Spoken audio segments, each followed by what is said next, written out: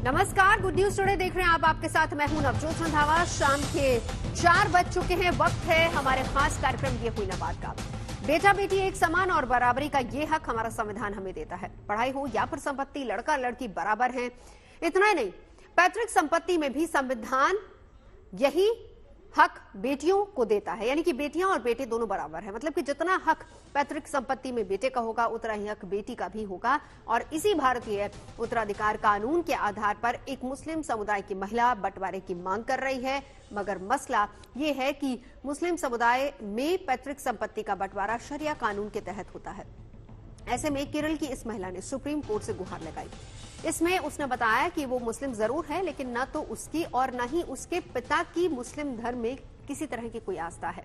ऐसे में उसे शरिया कानून के तहत नहीं, बल्कि भारतीय उत्तराधिकार कानून के तहत पैतृक संपत्ति में हिस्सा दिया जाए। शरिया कानून में भी महिलाओं को पैतृक संपत्ति का अधिकार है। फिर क्यों ये महिला भारतीय उत्तराधिकार कानून के तहत हिस्सा मांग रही है? आखिर क्यों पैतृक संपत्ति की लड़ाई घर की दहलीज लांघते हुए कोर्ट रूम तक जा पहुंची? इन्हीं सवालों के इर्द गिर्द होगी हमारी आज की चर्चा। साथ ही धर्म और कानून के जानकारों से हम इस मसले की तमाम पेचीदगियों को समझने की कोशिश भी करेंगे। लेकिन उससे पहले देखिए हमारी ये रिपोर्ट।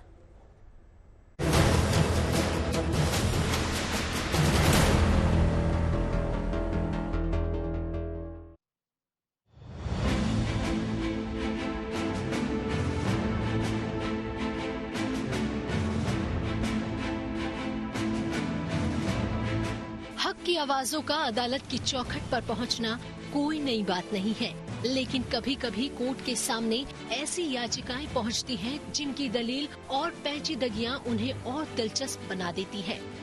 सुप्रीम कोर्ट में एक ऐसी महिला ने अर्जी लगाई है जिसका कहना है कि वो मुस्लिम तो है, लेकिन उसका अपने धर्म में विश्वास नहीं है और ये महिला चाहती है कि उसके पैतृक संपत्ति में से उसे शरिया के हिसाब से नहीं, बल्कि भारतीय उत्तराधिकार कानून तहत हिस्सा दिया जाए। जिस मुस्लिम महिला ने कोर्ट में याचिका दायर की है वो केरल की रहने वाली है और उसका नाम सफिया है। सफिया का एक भाई है जो अनुवांशिक बीमारी से पीड़ित है। महिला की दलील है कि संविधान का अनुच्छेद 25 उसे किसी भी धर्म में आस्था रखने या न रखने की आजादी देता है। साथ ही महिला ने ये भी तर्क दिया है कि उसके पति भी इस्लाम में आस्था नहीं रखते हैं, इसीलिए वो भी शरिया कानून के मुताबिक वसीयत नहीं लिखना चाहते हैं। लेकिन इस याचिका को लेकर पेच ये है कि मुस्लिम खानदान में जन्मे व्यक्ति को पैतृक संपदा में बंटवारे में हिस्सा मुस्लिम पर्सनल लॉ के मुताबिक ही मिलता है। लेकिन शफिया चाहती है कि उन्हें भारतीय उत्तराधिकार कानून 1925 के मुताबिक प्रॉपर्टी में बंटवारा और हिस्सेदारी मिले। सफिया के लिए सवाल केवल संपत्ति में हक का नहीं है। सफिया की दुविधा ये भी है कि अगर उसने मुस्लिम धर्म पर यकीन छोड़ा तो शफिया के मुताबिक उसे समाज से बाहर कर दिया जाएगा और ऐसे में उसका अपने पति की संपत्ति पर कोई अधिकार नहीं रह जाएगा। याचिका में शफिया ने कहा कि शरिया के मुताबिक उसके पिता उसे 1/3 से ज्यादा संपत्ति नहीं दे सकते हैं, जबकि मानसिक रूप से बीमार उसके भाई को 2/3 संपत्ति मिलेगी। लिहाजा उसकी पैतृक संपत्ति का बंटवारा महिला भारतीय उत्तराधिकार कानून के तहत किया जाए, न कि शरिया के हिसाब से। अपनी याचिका में केरल की महिला सफिया ने जो दलील दी है उसके और भी कई पहलू हैं। मसलन याचिका में कहा गया है कि शरिया कानून की प्रथाओं से उसकी जैसी महिलाओं की हक की अनदेखी होती है। उसने ये भी कहा है कि अगर उसे भारतीय उत्तराधिकार कानून के तहत हक नहीं मिले तो न धार्मिक कानून उसकी रक्षा कर पाएंगे और न ही देश के कानून उसे न्याय दिला पाएंगे। मुस्लिम लॉ में अगर आपकी जो रेसिड्यूरी क्लास होता है, जिसको हम हिंदी में अवशेष वर्ग कहते हैं, तो उस कैटेगरी में अगर जो महिला आती है तो उसका जो राइट डिफाइंड होगा वो डिपेंड करेगा कि उस फैमिली में कितने मेल मेंबर्स हैं, तो वो अकॉर्डिंगली वैसे डिवाइड होगा। After seeing the family chart, जिसको हम फैमिली ट्री कहते हैं, उसके हिसाब से उसमें पार्टीशन होगा। जैसे कई बार ऐसा होता है कि मुसलमानों में कई महिलाएं ऐसी होती हैं जिन जो बे औलाद होती हैं या इशूलेस, तो उस सिचुएशन में उनके जो लीगल एड्स के पास भी प्रॉपर्टी जाती है जो हस्बैंड की तरफ से होते हैं। और कई बार जहाँ पे मदर का 1 वांशिक शेयर होता है बेटे की प्रॉपर्टी में। तो ये this is decided on the basis of the family tree. तो अकॉर्डिंगली उसमें शेयर डिवाइड होता है। लेकिन इसके जो हमारे हिंदू सक्सेशन एक्ट में है, उसमें बेटा और बेटी का दोनों का बराबर का अधिकार है। कोर्ट की दहलीज तक पहुंचे इस मामले में और भी कई पेच हैं। मसलन केरल की रहने वाली इस महिला के पुरखों ने इस्लाम कबूल कर लिया था। इस हिसाब से वो मुस्लिम परिवार में जन्मी है, लेकिन उसके पिता की पीढ़ी से उन्होंने इस्लाम धर्म में आस्था छोड़ दी थी। ऐसे में सवाल है कि क्या केवल धर्म से जुड़ी प्रैक्टिस छोड़ देने भर से क्या किसी को कानून उसके मूल धर्म से अलग करके देखा जा सकता है? सवाल ये भी है कि अगर सफिया को उसके धर्म से बेदखल किया जाता है तो क्या वो धर्मनिरपेक्ष कानून के तहत प्रॉपर्टी समेत अपने हक पर दावा कर सकती है? तीसरा बड़ा सवाल जिस पर सुप्रीम कोर्ट ने सुनवाई के लिए सहमति जताई है वो ये है कि क्या अगर कोई व्यक्ति मुस्लिम पर्सनल लॉ के तहत नहीं आना चाहता तो क्या उसे देश के धर्मनिरपेक्ष कानून के तहत रखा जा सकता है? जाहिर है केरल की महिला से जुड़ा ये मामला कई लिहाज से अहम हो गया है। लोगों की नजर अब कोर्ट की सुनवाई पर है। Chief justice D.Y.. Chandrachud, justice J.V.. Pardiwala और मनोज मिश्रा की बेंच ने इस याचिका पर केंद्र और केरल सरकार को नोटिस जारी किया है। साथ ही कोर्ट ने इस मामले पर एक लॉ ऑफिसर को अपॉइंट करने के आदेश दिए हैं। अब बेंच इस मामले की सुनवाई जुलाई के दूसरे हफ्ते में करेगी। Bureau report, good news today. CGI ने इंटरवेन किया और इसके बाद अब जुलाई के दूसरे हफ्ते में सुनवाई होगी। देखिए, मामला बड़ा है और मामला एक कॉमन अगर नजरिए से हम देखें तो इसके तमाम ऐसे पहलू हैं जिस पर चर्चा होनी जरूरी है। सीधा सीधा समाज से ये पूरा मामला जुड़ा हुआ है। खास मेहमान भी हमारे साथ जुड़ चुके, एक बार परिचय करा देती हूँ। ताहिरा हसन हमारे साथ वुमेन राइट एक्टिविस्ट मौजूद हैं। अश्विनी उपाध्याय एडवोकेट है, सुप्रीम कोर्ट के हमारे साथ मौजूद हैं। मौलाना Sajid Rashidi president all India इमाम एसोसिएशन हमारे साथ मौजूद हैं। और नाजिया इलाही खान साहब हमारे साथ मौजूद है, लॉयर एंड एक्टिविस्ट। नाजिया, बहुत स्वागत है आपका भी। शुरुआत करना चाहेंगे इमाम साहब, आप ही से करना चाहेंगे। देखिए, सबसे बड़ी बात यह है कि पहले तो जरा ये समझाइए कि अगर किसी की आस्था धर्म में नहीं है तो क्या ये माना जाएगा कि वो उस धर्म का हिस्सा नहीं है? अगर वो प्रैक्टिस नहीं करते हैं या पीढ़ियों से, अब देखा जाए तो ये दूसरी पीढ़ी है जो कि प्रैक्टिस भी नहीं कर रही है और उनकी आस्था उसमें नहीं है, और कल को अगर वो चाहते हैं कि प्रॉपर्टी का बंटवारा हो, तो क्या वो बाध्य है शरिया कानून के तहत या फिर वो सीधा कोर्ट से भी भारतीय संविधान के तहत न्याय ले सकती है? नहीं, जैसे मैंने आपकी रिपोर्ट देखी है इसमें बताया गया है कि उस लड़की ने कहा है कि मैं भी मुस्लिम नहीं हूं, मेरे पिता भी मुस्लिम नहीं है। नहीं, वो मुस्लिम है सर, लेकिन वो प्रैक्टिस नहीं करते हैं, वो उनकी आस्था नहीं है उसमें। देखिए, आस्था ही तो धर्म है। धर्म आस्था ही है। अगर आस्था नहीं है तो धर्म कहाँ है? ठीक है। हिंदुओं के अंदर भी आस्था है, जब भी वो धार्मिक हिंदू हैं। अगर उनमें आस्था नहीं है तो फिर हिंदू नहीं हो सकते। यही इस्लाम का मतलब है। अगर आस्था है कुरान में, अल्लाह में, नबी में, तो ही तो मुस्लिम हुआ। अगर आस्था नहीं है और वो प्रैक्टिस भी नहीं कर रहा है तो फिर तो मुसलमान कहाँ हुआ? तो क्या फिर उसको धर्म से निष्कासित माना जाए? नहीं, देखिए, धर्म से निष्कासित होना न होना ये तो हमारे यहाँ एक चीज है कि मैं इसका अधिकारी नहीं हूँ या कोई भी इसका अधिकारी नहीं है कि उसको ये कहते हैं कि भाई ये धर्म में नहीं है। ठीक है। ये तो मामला ऊपर वाले का और उसका है। अगर वो दिल से मानती है, जबान से कहती है कुछ और, दिल से कहती है कुछ और, वो उसका मामला है, वो जाने। लेकिन जिस तरह से बयान उसका आया है, आप लोगों ने दिखाया है कि वो प्रैक्टिस भी नहीं करते और आस्था भी नहीं रखते, इस हिसाब से तो वो मुस्लिम नहीं है। ठीक है। लेकिन धर्म से निष्कासित करना, अब दूसरा सवाल जी, दूसरा इंपॉर्टेंट सवाल। अब आपने कहा कि इस हिसाब से मुस्लिम नहीं क्योंकि उनकी आस्था नहीं है। एक सवाल फिर अश्विनी जी क्लैरिटी आपसे भी चाहेंगे, लेकिन एक जरा जवाब आपसे ले लूं।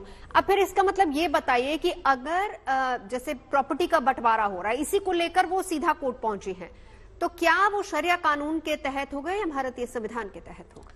देखिए, शरिया कानून के तहत आज जो हिंदुस्तान में खासतौर से वरासत का मामला है, आम तौर से मुसलमान लड़कियों को वरासत में हिस्सा नहीं देते, इसमें कोई दो राय नहीं है। ठीक है। ये बिल्कुल मैं स्पष्ट आपके चैनल पर कहना चाहता हूँ। इस्लाम ने तो हिस्सा रखा है लड़की का, बाकायदा रखा है, लेकिन मुसलमान नहीं देता, मुसलमान नहीं करता। तो ये दुर्भाग्य कहिए या दीन से अज्ञानता कहिए या अपने धर्म की बात को जानकर अनजाना बन जाना कहिए, ये कुछ भी इसको आप कह सकते हैं, उसको हिस्सा नहीं दिया जाता, हालांकि दिया जाना चाहिए। बिल्कुल। कुछ मुसलमान सिर्फ लड़की की शादी करने को ये समझ लेते हैं कि हमने इसका हिस्सा जो था वो शादी में लगा दिया, हालांकि ऐसा नहीं है। इस्लाम ये कहता है कि अगर आपके यहाँ बच्ची पैदा हो तो उसकी परवरिश करना, उसको एजुकेशन देना, उसको बड़े होकर शादी करना, ये आपकी जिम्मेदारी है। और वरासत बिल्कुल इससे अलग चीज है। वरासत का मतलब ये है कि उसके बाद जो माँ बाप के पास माल बचता है, उस माल में जैसा हक बेटे का है, क्योंकि शादी तो बेटे की भी करता है बाप। बिल्कुल। तो क्या वो 50-50 रहता है या उसका कोई रेशियो रहता है? 50-50 नहीं होता है। देखिए, लड़के के जैसे 2 हिस्से हैं, लड़की का एक हिस्सा बाप के यहाँ है, एक हिस्सा उसके शोहर के यहाँ। ठीक है, अश्विनी जी आपको इंक्लूड कर लेती हूँ। अश्विनी जी, मामला कोर्ट में है, जुलाई के दूसरे हफ्ते में सुनवाई होनी है। पहली बात तो ये समझाइए कि वो लड़की, अब जैसे मौलाना साहब भी बता रहे हैं कि वो शरिया कानून के तहत भी उसका हक बनता है, लेकिन हमारा संविधान भी कहता है कि ठीक है, बेटा बेटी दोनों बराबर है, दोनों को हक है। 2 सवाल अश्विनी जी। पहला, शरिया और भारतीय उत्तराधिकार कानून दोनों में अंतर क्या है अगर हम प्रॉपर्टी के एवज में बात करें? और दूसरी बात यह कि कोर्ट जब इसकी सुनवाई करेगा, किस आधार पर आगे ये मामला बढ़ेगा? देखिए नौरोज जी, पहली तो मैं ये बता दूं, ये जितना भेदभाव वाला कॉन्सेप्ट चल रहा है ना, ये ऊपर वाले के नाम पे चल रहा है, लेकिन करने वाले नीचे वाले हैं। अगर ऊपर वाले को भेदभाव करना होता तो बेटा 10 महीने पेट में रहता, बेटी 8 महीने पेट में रहती। ऐसा तो है नहीं। बेटा भी 9 महीने पेट में रहता है, बेटी भी 9 महीने पेट में रहती। ऊपर वाले को भेदभाव करना होता तो हिंदू हो सकता है 10 महीने रहता, मुस्लिम 9 महीने रहता, पारसी 7 महीने रहता या 11 महीने रहता, फिर अलग अलग करता। तो ऊपर वाले ने वो भी नहीं किया। सारे के सारे हिंदू या मुसलमान, पारसी, ईसाई, सारे के सारे माँ के पेट में 9 महीने रहते हैं। चाहे ब्राह्मण हो, क्षत्रिय, वैश्य, दलित हो, सारे 9 महीने रहते हैं। बेटा हो या बेटी, सारे 9 महीने रहते हैं। ठीक है। अगर किसी किताब में भेदभाव हो रहा है, हाँ। अगर नौजोत जी किसी किताब में भेदभाव हो रहा है तो मैं इसको ऊपर वाले की किताब नहीं मानता। ये आसमानी किताब नहीं है, वो इंसानी किताब है, उसको इंसान ने लिखा है। ऊपर वाले ने ऐसा कुछ नहीं लिखा। ऊपर वाले ने तो बराबर बराबर दिया है। भारत संविधान से चलता है।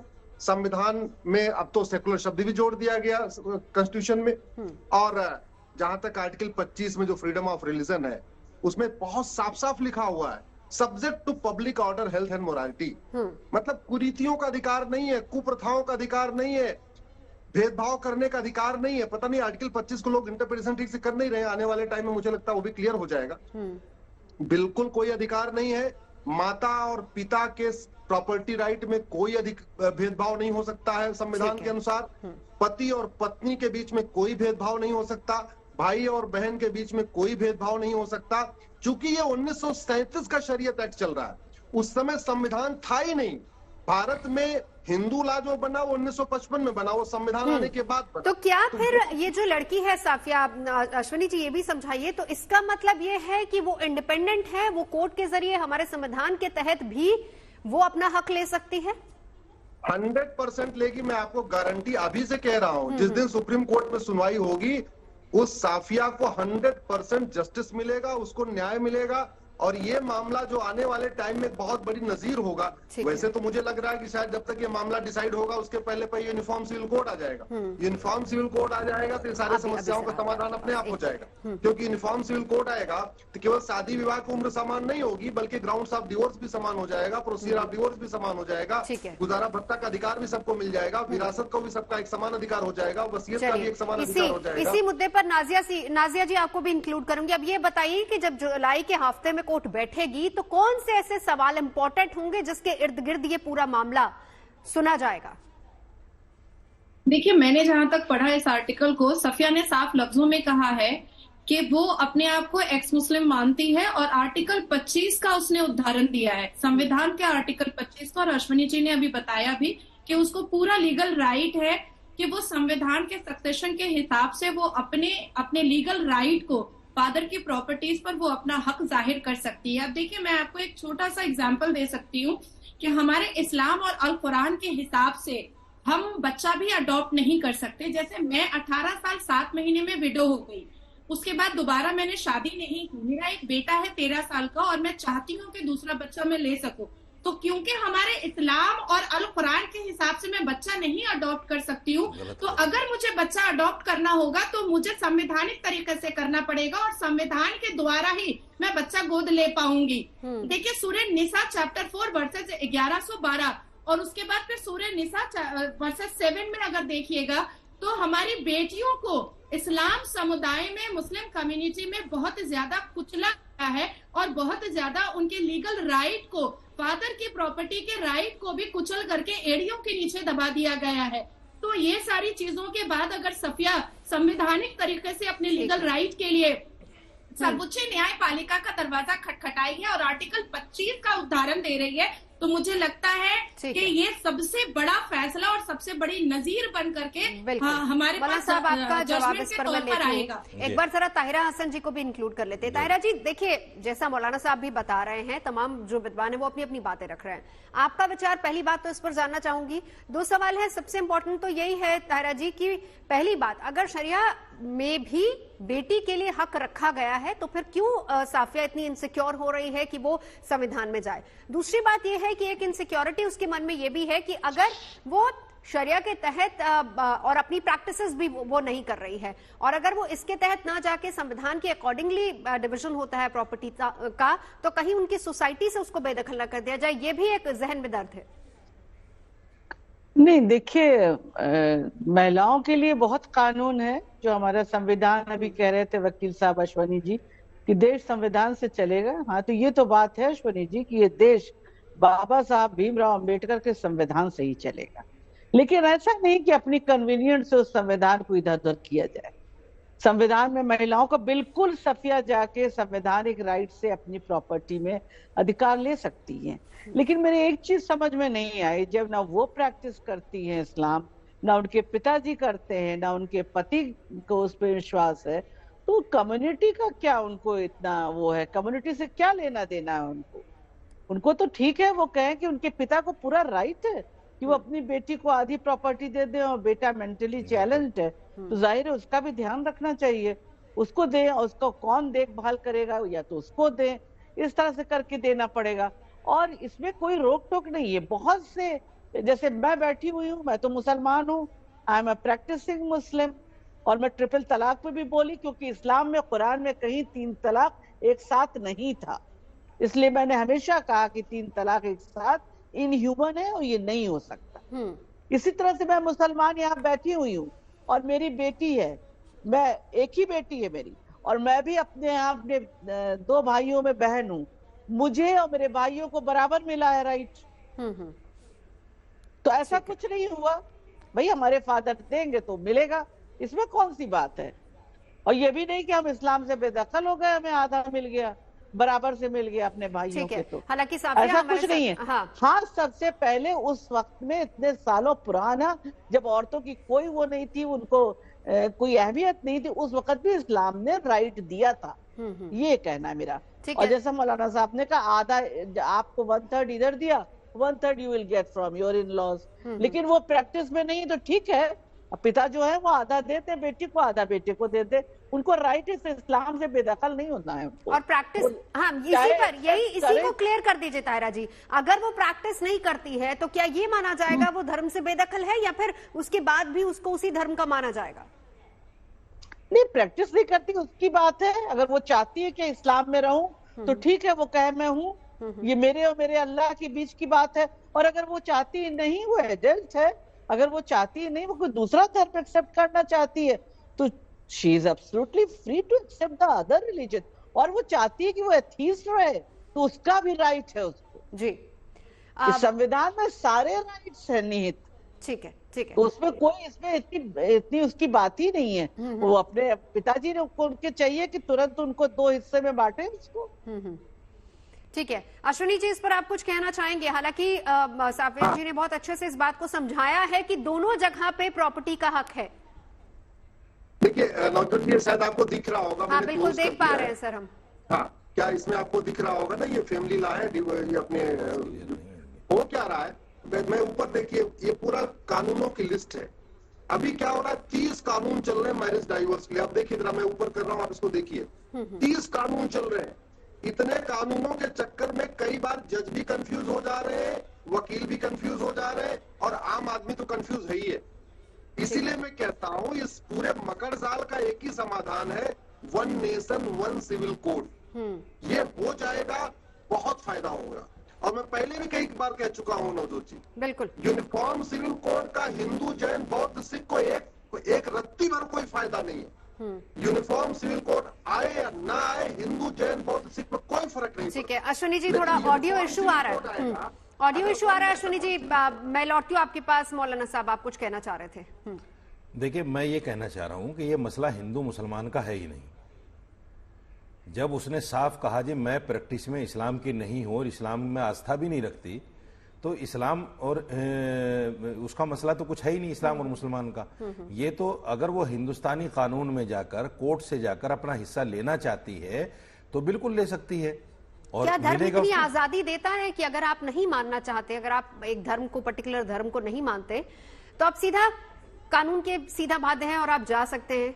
नहीं, देखिए, हम जिस देश में रहते हैं यहाँ कानून की चलती है, शरीयत की नहीं चलती। ठीक है। अगर यहाँ कोई बेटी धर्म को प्रैक्टिस ना करके या धर्म को ना मानकर या अपनी समाज की रीतियों को ना मानकर कोर्ट जाना चाहती, बहुत सारी लड़कियां ऐसी हैं, मेरे पास बहुत सारे उदाहरण हैं ऐसे कि माँ बाप ने अगर उसको हिस्सा नहीं दिया तो उन्होंने कोर्ट से जाकर लिया है और कोर्ट ने दिया है बाकायदा उनको हिस्सा। तो ये ऐसा नहीं है कि नहीं, ऐसा नहीं है बिल्कुल भी। दूसरी बात, अभी नाजिया इलाही खान ने एक बड़ी बात कही कि साहब इस्लाम में बच्चे को गोद नहीं ले सकते, ये इनकी अज्ञानता है। खुद नबी पाक सल्लल्लाहु अलैहि वसल्लम ने, यानी मोहम्मद साहब ने, जो मैसेंजर ऑफ गॉड थे आखिरी हमारे, उन्होंने खुद एक बच्चे को लेकर पाला है। ऐसा कहाँ लिखा है कि गोद नहीं ले सकते बच्चे को? सुन लीजिए बात, आपका नंबर आएगा फिर आप बोल लीजिए। बीच में बोलने से ना आपकी बात जाएगी न मेरी जाएगी। नाज़ी अभी लौट के एक बार वो अपनी बात रख लें। देखिए, आपने जब बोला तो वो भी इंतजार कर रहे थे अपनी बारी का। मैं आपसे जवाब लेती हूँ मौलाना साहब। तो मेरा कहना ये है और इस्लाम की आस्था ये है कि अगर कोई बच्चे को लेकर पालना चाहे तो पाल सकता है। ठीक है, यानी आपको नाज़िया की दलील सही नहीं लगी। और एक नहीं, चाहे 10 ले, 20 ले, 50 ले, 100 ले, जितने बच्चे को लेकर पाल सकता हो तो पाले। हाँ, शरीयत ने यह कहा है कि जो बच्चा गोद लिया जाएगा उसमें उस बाप की विरासत का हिस्सा नहीं होगा।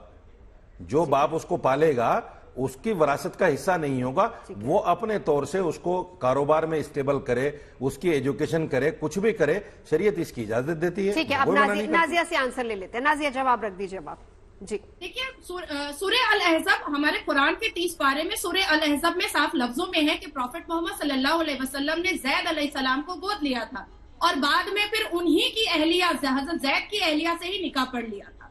उसके बाद से ही गोद लेना हमारे यहाँ सिन हो गया, गुनाह हो गया। गलत, बिल्कुल गलत। मुसलमान एकदम सही बात है।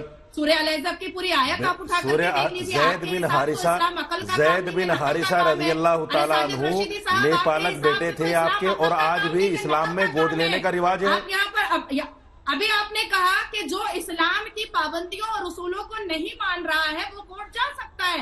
तो जो मुसलमान मर्द बलात्कार करते हैं और जहेज लेते हैं और नमाज पढ़ लेते हैं, बलात्कार का इससे क्या लेना देना? वो बड़े अच्छे मुसलमान बच्चे भटकते नहीं है, मुद्दे से नहीं भटकते हैं। देखिए, इसी मुद्दे पर रहते हैं, इसी मुद्दे पर रहते हैं। साफिया कोर्ट गई है, साफिया कोर्ट गई है। अगला सवाल यही होगा कि कौन कौन से ऐसे दायरे होंगे जिसके तहत, अश्विनी जी आप ही के पास आऊंगी, जिसके तहत कोर्ट अब इस मामले में आगे अपनी सुनवाई करेगा, जो कि जुलाई के दूसरे हफ्ते में होने। केरल की महिला साफिया की बात कर रहे हैं, जो ये कह रही हैं कि उन्हें अपने धर्म में उनकी आस्था नहीं है और पिता की संपत्ति में अपना हिस्सा पाने के लिए वो पहुंची है सुप्रीम कोर्ट, जिसको लेकर कोर्ट ने भी उनकी पिटीशन को एक्सेप्ट किया है। जुलाई के दूसरे हफ्ते में सुनवाई होनी है। अश्विनी जी, अब सवाल यहां पर यही है कि जब सुनवाई होगी तो कौन कौन से मामले, कौन कौन से ऐसे सवाल, किसके इर्द गिर्द पूरी चर्चा होगी?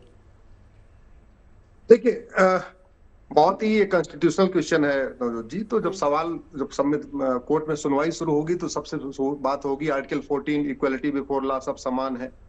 आर्टिकल 15 भेदभाव नहीं कर सकते महिला पुरुष में। आर्टिकल 16 सबको समान अवसर देना है।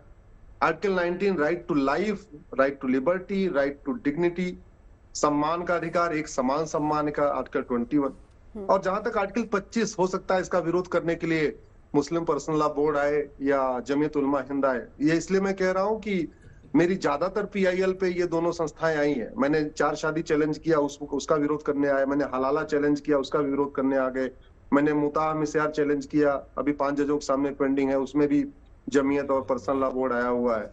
तो जब मैं कुरीतियों को चैलेंज करता हूं तो मेरा अनुभव ये कहता है कि दोनों संस्थाएं उन कुरीतियों के समर्थन में सुप्रीम कोर्ट आती हैं। अच्छा, अगर हम इसी मुद्दे पर बात करें अश्विनी जी, मौलाना साहब बिल्कुल मेरे साथ बैठे हैं, वो तो कहते हैं कि हमारे शरिया कानून में भी 50-50 हम देते हैं महिला को, तो क्यों उस महिला को, साफिया को इनसिक्योरिटी हो रही, क्यों उसको लग रहा है कि यहां से मुझे न्याय नहीं मिल पाएगा और मैं सीधा कोर्ट में जाऊंगा? अच्छा ठीक है, आपके बगल में बैठे हैं वो तो मेरा जवाब नहीं देंगे, मैं आपसे कुछ सवाल पूछता हूँ, आप हाँ ना में बताइए। नहीं, मुझे नहीं, आपको जवाब वही देंगे, आप पूछिए, क्योंकि वो जवाब देना चाह रहे हैं आपको।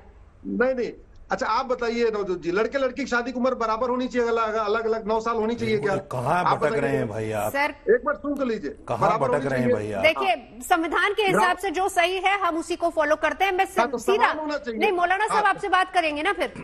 हाँ तो ठीक है, मैं पूछ रहा हूँ। नहीं, पहले तो मुझे एक सवाल का जवाब दीजिए अश्विनी जी, सुनिए, मुझे एक सवाल का जवाब दीजिए। इसमें हिंदू मुसलमान कहाँ से आ गया? इसमें तो हिंदू मुसलमान का मसला ही नहीं है। उनका सवाल सुन लीजिए, उनका सवाल बताइए। वो बाहर बैठे ना, सवाल 4-5 बातें पूछ रहा हूँ। पूछिए। भारत की सभी बहन बेटियों का ग्राउंड्स ऑफ डिवोर्स और प्रोसीजर ऑफ डिवोर्स समान होना चाहिए कि नहीं? भारत की सभी बेटियों की शादी की उम्र समान होनी चाहिए कि नहीं? भारत की सभी बेटियों को गुजारा भत्ता मिलना चाहिए। अब सभी बेटियों का मतलब मुस्लिम बेटियों को गुजारा भत्ता मिलना चाहिए कि नहीं? हिंदुस्तान की नागरिक।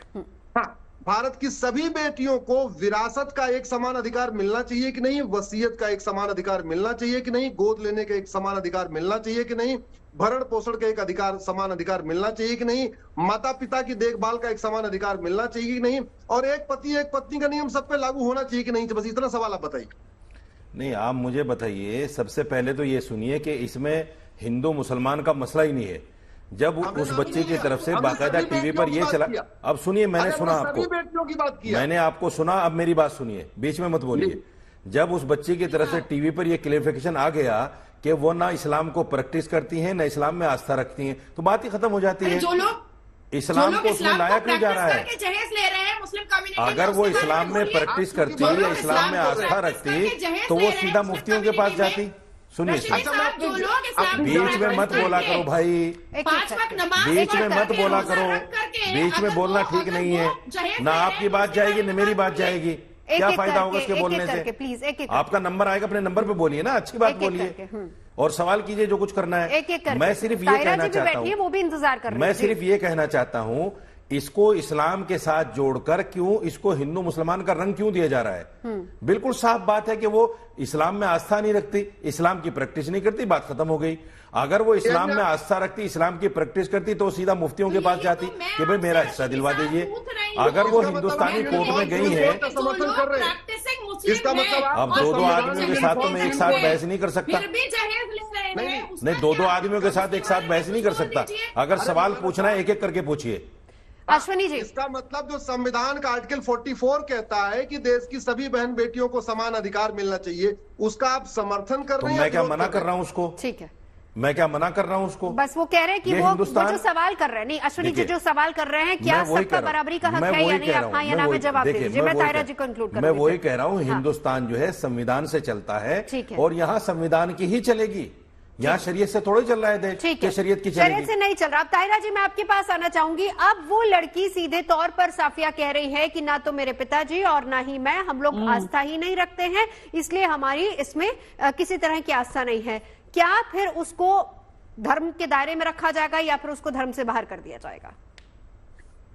देखिए, धर्म से बाहर करने का किसी को अधिकार नहीं। मैंने इससे पहले कहा था, between me and my Allah, God और हमारे बीच की बात है, तो उसमें दूसरा कौन आ गया खुदाए फौजदार? अब ये वो अपना हिसाब किताब होता है, तो ये वो उनके पिताजी, मैंने जैसे कहा, आराम से उसको बांट सकते जैसा वो देना चाहते हैं। ताहिरा जी, कहीं ना कहीं एक चीज मैं कहना चाहती हूँ, एक चीज मैंने कहा, अभी अश्विनी जी ने पूछा, हम विमेन राइट्स एक्टिविस्ट है, हम बराबर, जैसे मैंने कहा मैं ट्रिपल तलाक पे थी, मौलाना साहब थे, इनसे भी मेरी काफी बहस होती थी, लेकिन वो मुझे सही नहीं लगता था, क्योंकि इस्लाम में भी कहीं नहीं उसका जिक्र, उसका जिक्र कुरान में नहीं है, मेरा मतलब है, जो हमारी किताब है। तो मैं इसको बराबर कहती थी, ये औरतों के खिलाफ है, इसको हटाइए। मैं कह रही हूँ रिफॉर्म होना चाहिए औरतों के सभी उसमें, उनको बेहतर, लेकिन ये बात है कि आप कॉमन सिविल कोड का एक मसौदा तो लाइए। अभी आप देखिए, जो सिविल कोड है गोवा का, वहां अगर मर्द की पहली बीवी 30 साल तक बेटा नहीं देती, इमेजिन, तो वो दूसरी शादी कर सकता है। It is a discriminatory. इससे बड़ा डिस्क्रिमिनेटरी क्या हो सकता है? तो आप लाइए, उस पर लोग डिस्कशन करेंगे। लोग करेंगे नहीं, औरतें करेंगी, इस देश की महिलाएं करेंगी, जिनका अधिकार बाबा साहब भीमराव अम्बेडकर ने दिया है। जो और उन्होंने कहा कि कोई समाज कितना सभ्य है, इससे पता चलता है कि वहां महिला की पोजीशन क्या है। और देखिए अश्विनी जी, मैं तो महिलाओं में काम करती हूँ, हिंदू मुस्लिम खांचे में नहीं बटी हूँ, मैं हिंदू महिलाओं के लिए भी काम करती हूँ। जितनी ये फैमिली कोर्ट में महिलाएं हमारी डिवोर्स के बाद जूझती है ना, वो आसान नहीं है। एक तो उनके पास पैसे नहीं होते, इतने बच्चे होते हैं, ये आदमी तो उनको अबेंडन कर देते हैं, चले जाते हैं। तो ये किसी एक की बात नहीं है, समाज में चेंज आने पूरे समाज में। ये मेरे ख्याल से अश्विनी जी, आपको आपके सवाल का जवाब मिल गया। देखिए यही बात ताहिरा जी कह रही है, आप भी यही कह रहे हैं कि देश की हर महिला के लिए बराबरी का हक होना चाहिए, यही बात ताहिरा जी कह रही है। अश्विनी जी, आवाज आ रही है? जी जी जी अश्विनी, मेरी आवाज आ रही है? बिल्कुल सुन पा रहे सर, अपनी बात रखिए। हेलो जी अश्विनी जी, मैं सुन पा रही हूँ आपको, आप अपनी बात रखिए। उनको शायद इधर की आवाज नहीं जा रही है। नहीं, आपकी आवाज आ रही है, उनको नहीं जा रही इधर की आवाज शायद। चलिए अश्विनी जी, लौटती हूँ तब तक। अश्विनी जी, मेरी आवाज आ रही है अब तक? हाँ अभी आ रही है। जी जी, अभी आ रही। अब आप अपनी बात रखिए जी। देखिए, मैं ताहिरा जी से बिल्कुल सहमत हूँ। समाज उसी को अच्छा माना जाता है जहां नारी तु नारायणी की भावना होती है। यत्र नारस्तु पूज्यते रमन्ते तत्र देवता, हमारे वेदों में लिखा हुआ है। हाँ। हमारे तो संस्कृत में एक शब्द है गृहिणी। गृह का मतलब घर, ऋणी मतलब ऋणी होना, जिसका पूरा घर ऋणी हो उसको गृहिणी कहते हैं। तो भारत में तो गृहिणी जैसा शब्द रहा है। और आज के हजारों साल पहले हमारे यहाँ रानी सत्यवती ने राज किया था उस अखंड भारत पे, और वो भी एकदम नाविक की बेटी होके। इसलिए मैं कह रहा हूं कि भारत में हमेशा से ही महिलाओं का सम्मान रहा है, लेकिन अब समय आ गया है उसको बाकायदा कानून के जरिए उसको लागू किया जाए। और ये जो कानूनों का मकर जाल चल रहा है, 30 कानूनों का मकर जाल है इस समय, आपको शायद आपके स्क्रीन पे दिख भी रहा होगा, 30 कानून है इस समय। ये 30 कानूनों का मकर जाल खत्म हो, one nation one civil code लागू हो, यही इसका स्थायी समाधान है। जब तक यूनिफॉर्म सिविल कोड नहीं आएगा, कभी साफिया परेशान होगी, कभी नाजिया परेशान होगी, कभी कोई परेशान होगा, और हमेशा दिक्कत बनी रहेगी। चलिए अब मौलाना साहब, मैं एक सवाल, देखिए दो चीजें हैं। अब क्योंकि वो मुस्लिम है, प्रैक्टिस नहीं करती, इस बात को इतर कर दीजिए, लेकिन देखिए कि उसने कहा कि उसको शरिया कानून के तहत नहीं, बल्कि उसको भारतीय उत्तराधिकार कानून के तहत ही न्याय चाहिए। क्यों इतनी इनसिक्योरिटी है महिलाओं में? हालांकि देखिए, हम इस बात को भी नहीं नकार सकते, आपने कहा कि शरिया कानून के तहत भी 50-50 प्रॉपर्टी होती है, लेकिन फिर एक हिस्सा छोड़ दिया जाता है। क्यों? क्योंकि वो उसके पति के जरिए उसको मिलेगा। अब फर्ज कीजिए पति उसको नहीं देता, और ऐसे बहुत सारे किस्से हमारे हिंदुस्तान में, इसमें हम किसी एक पर्टिकुलर धर्म पर ना भी जाएं, हम किसी भी धर्म की बात कर ले, हम एक कॉमन महिलाओं की बात कर ले, फर्ज कीजिए ससुराल से उसको उतना अधिकार नहीं मिल पाता या उतनी आजादी नहीं मिल पाती, तो वो कहां जाएगी? फिर वो एक हिस्सा उसका मारा गया। मैंने पहले ही सेगमेंट में कहा कि बहुत सारी हमारी मुस्लिम महिलाएं ऐसी हैं जिन्होंने अपने हक को कोर्ट से जाकर लिया है और कोर्ट ने दिलवाया है उनको। तो सर आप क्यों नहीं आप फिर एक हक क्यों रोक रहे हैं? होता क्या है, हमारी मुस्लिम बहनें कोर्ट का रास्ता नहीं इख्तियार करती। वो कुछ अपनी बहन भाइयों की शर्म, माँ बाप की शर्म, ये जो भी उसको कहिए, नहीं करती कुछ औरतें, लेकिन जो औरतें करती हैं उनको बाकायदा हिस्सा मिलता है। आप मेरे सवाल का जवाब नहीं दे रहे। मतलब कोर्ट में जाएंगी तो उनको पूरा हक मिलेगा, इसका मतलब तो वो बिल्कुल सही कोर्ट में गई है सर। नहीं, आप ये पूछना चाहती हैं मुसलमान क्यों नहीं देता? नहीं, आपने कहा ना कि जब आपने कहा कि शरिया में भी 50-50, ये बात आपने कही, लेकिन हम एक हिस्सा रोक लेते हैं। क्यों? क्योंकि वो उसको उसके ससुराल से मिलेगा। मेरा सवाल यही था कि फर्ज कीजिए ससुराल में उसको उतना हिस्सा नहीं मिल पाता या उसकी इज्जत ही नहीं होती, और कल को उसका डिवोर्स हो जाता है 3 महीने 4 महीने 6 महीने बाद हो जाता है, तो वो कहां जाएगी? ये सवाल देखिए, इस्लाम को बहुत तंग नजरी के साथ तो मत देखिए।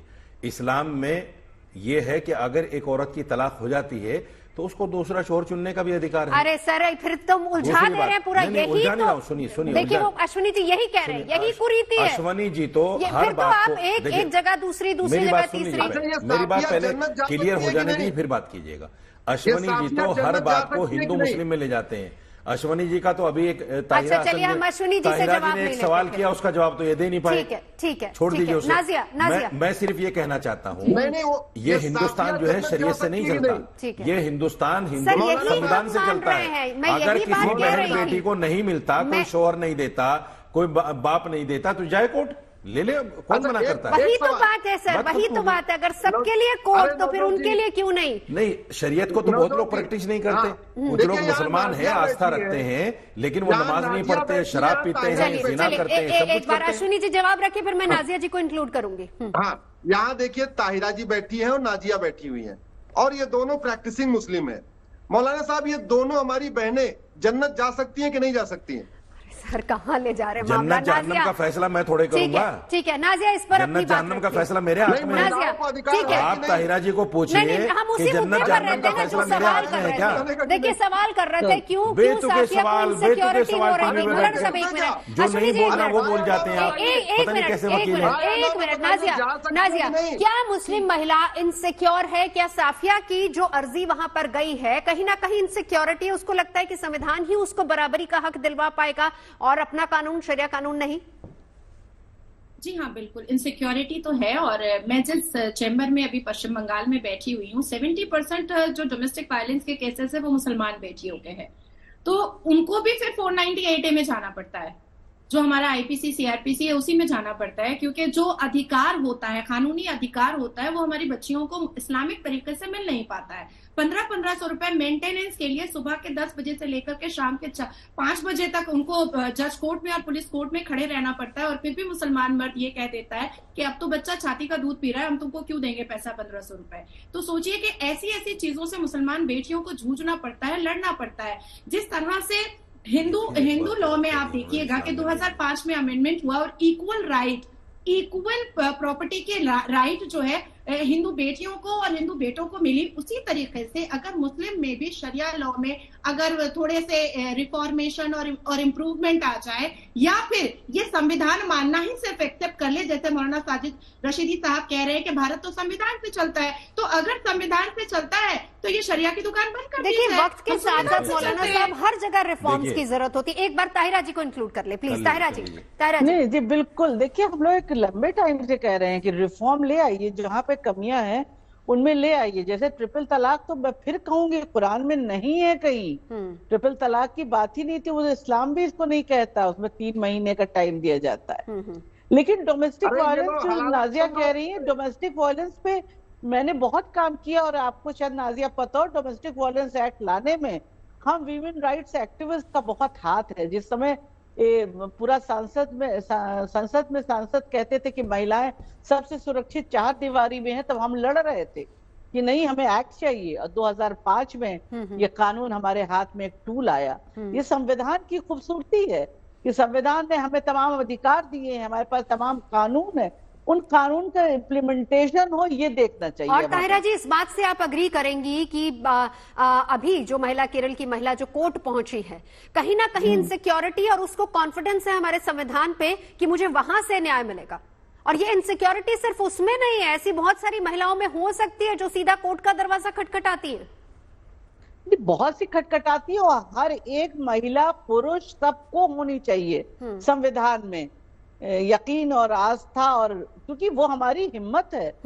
संविधान हमारी हिम्मत है। ठीक है मौलाना साहब, देखिए संविधान ताकत देता है, अगर बिल्कुल संविधान ताकत देता है, सिक्योरिटी है, और कहीं ना कहीं कॉन्फिडेंस भी उस महिला को देता है।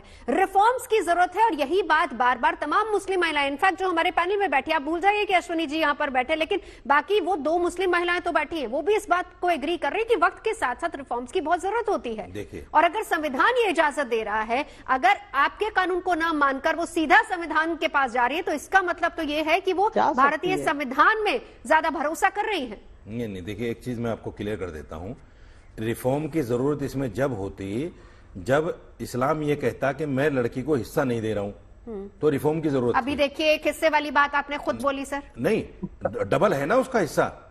मैंने फिर वही बात आपसे किया। एक कहां है?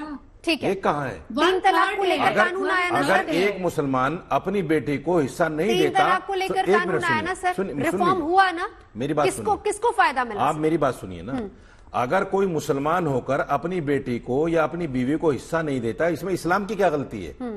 इस्लाम की गलती थोड़ी है, ये तो मुसलमान की गलती है।